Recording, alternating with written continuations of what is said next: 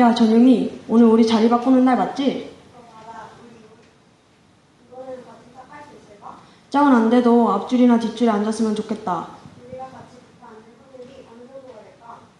안녕하세요. 저희는 모락중 노동연합이라는 팀으로 나오게 된 박아영과 전유미라고 합니다. 저희는 붙고 싶은 마음 vs 무작위 확률, 누가 이길까라는 통계와 관련된 주제로 발표를 시작하겠습니다. 이 주제를 선택하게 된 계기는 학교에서 자리를 바꿀 때마다 친한 친구와 가까이 앉고 싶은 마음이 들어서 혹시 자리를 바꿀 때 이용하는 프로그램도 통계와 관련이 있을까? 라는 의문이 들어 이 주제를 정하게 되었습니다. 저희는 자리 배치 실험을 하기 전 간단한 실험인 동전 던지기 실험을 진행하였습니다. 실제로 동전을 100번 던져보았고 동전 던지기 프로그램을 통해서 200번, 300번씩 동전을 던져보았습니다.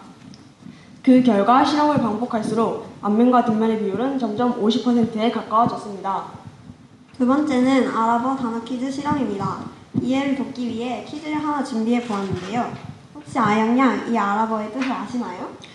잘 모르겠는데요. 혹시 보기는 없나요? 당연히 있죠. 한번 보실래요? 보기가 있었네요. 1번, 통계는 중요하다 아닌가요? 오, 아영양 오늘 운이 좋으신데요. 50%의 확률로 정답을 맞추셨어요. 저희는 이런 식으로 참가자들에게 아랍어 단어를 50개 제시하고 각 단어마다 2개의 보기 중에서 하나를 선택하도록 하였습니다. 실제로 4개 반을 실험해본 결과 정답의 개수가 50개의 절반인 25개인 학생이 제일 많았습니다. 참가자들은 단어의 의미를 모르는 상태에서 2가지 중 1가지를 선택하였기 때문에 정답률이 50%일 거라고 예상할 수 있었고 실제 참가자들의 정답 평균도 약 50% 정도로 나왔습니다. 아랍어 시험을 통해 실험에 의한 확률이 수학적 확률과 거의 비슷한 것을 관찰할 수 있었습니다. 이번에는 윷놀이로 비슷한 실험을 진행해 보았습니다. 윷놀이는 4개의 윷을 던져 도, 개, 걸, 윷, 모 5가지 결과가 나올 수 있는데 윷과 모는 등이나 배가 각각 4개씩 나오면 되기 때문에 둘의 확률은 같을 것이라고 생각할 수 있습니다. 이를 확인하기 위해 실제로 윷을 던져보았는데요. 그 결과 모가 윷보다 더 많이 나왔습니다. 왜 이런 차이가 발생할까요? 그 이유는 바로 윷의 모양과 무게중심 때문입니다. 윷은 한쪽 면이 평평하고 다른 쪽 면이 둥글게 되어 있어서 배와 등이 나오는 확률이 조금은 달라질 수 있기 때문입니다. 그래서 저희는 동전의 앞면과 뒷면을 각각 윷의 등과 배로 정하고 윷놀이를 해보았는데 여기서는 윷과 모가 거의 비슷하게 나오는 것을 확인할 수 있었습니다.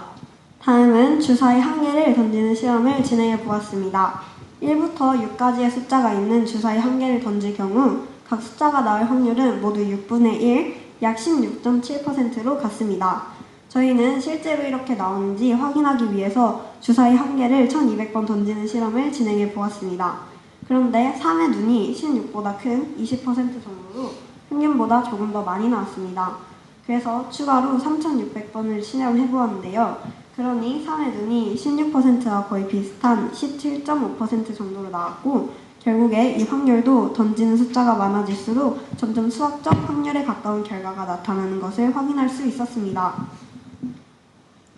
다음은 주사위 2개를 동시에 던진 후 그 결과를 더한 실험입니다.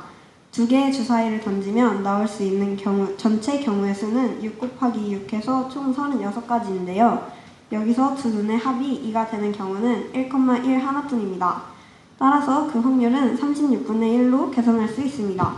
이를 확인하기 위해 주사위 2개를 던지는 실험을 200번 진행하였는데요.